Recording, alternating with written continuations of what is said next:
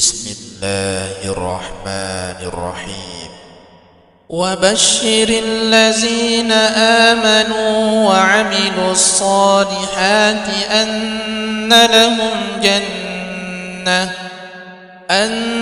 لهم جنات تجري من تحتها الأنهار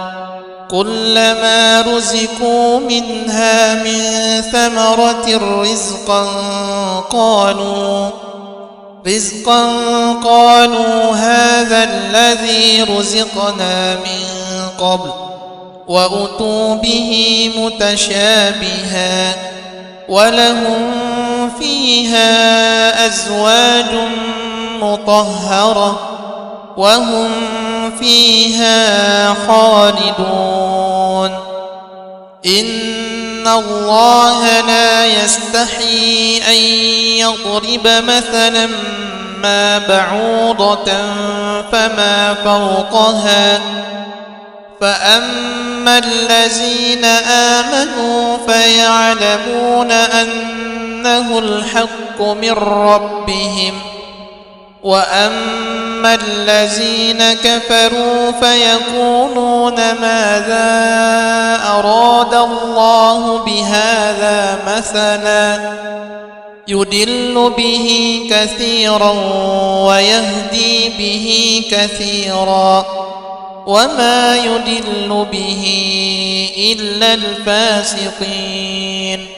الذين ينقضون عهد الله من بعد ميثاقه ويقطعون ما أمر الله به أن يوصل ويفسدون في الأرض أولئك هم الخاسرون كيف تكفرون بالله وكنتم أمواتا فأحياكم ثم يميتكم ثم يحييكم ثم إليه ترجعون هو الذي خلق لكم ما في الأرض جميعا ثم استوى إلى السماء فسواهن 7 سماوات وهو بكل شيء عليم الله لا إله إلا هو الحي القيوم لا تأخذه سنة ولا نوم له ما في السماوات وما في الأرض من ذا الذي يشفع عنده إلا بإذنه يعلم ما بين أيديهم وما خلفهم ولا يحيطون بشيء من علمه إلا بما شاء وسع كرسيه السماوات والأرض ولا يؤوده حفظهما وهو العلي العظيم لا إكراه في الدين قد تبين الرشد من الغي فمن يكفر بالطاغوت ويؤمن بالله فقد استمسك بالعروة الوثقى لا انفصام لها والله سميع عليم الله ولي الذين آمنوا يخرجهم من الظلمات إلى النور والذين كفروا أولياؤهم الطاغوت يخرجونهم من النور إلى الظلمات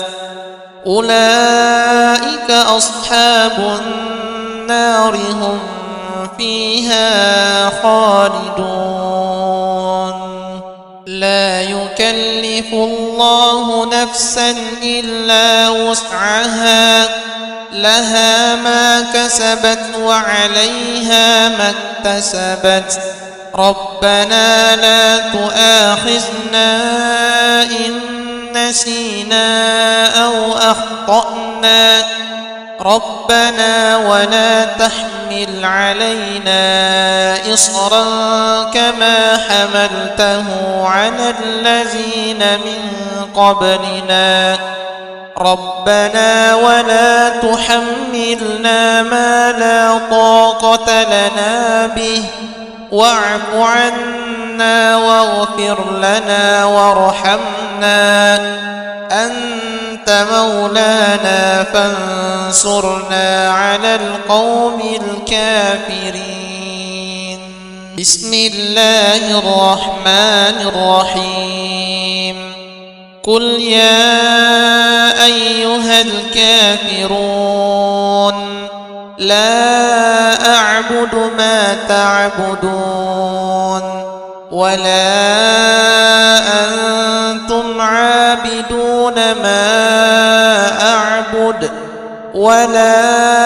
أنا عابد ما عبدتم ولا أنتم عابدون ما أعبد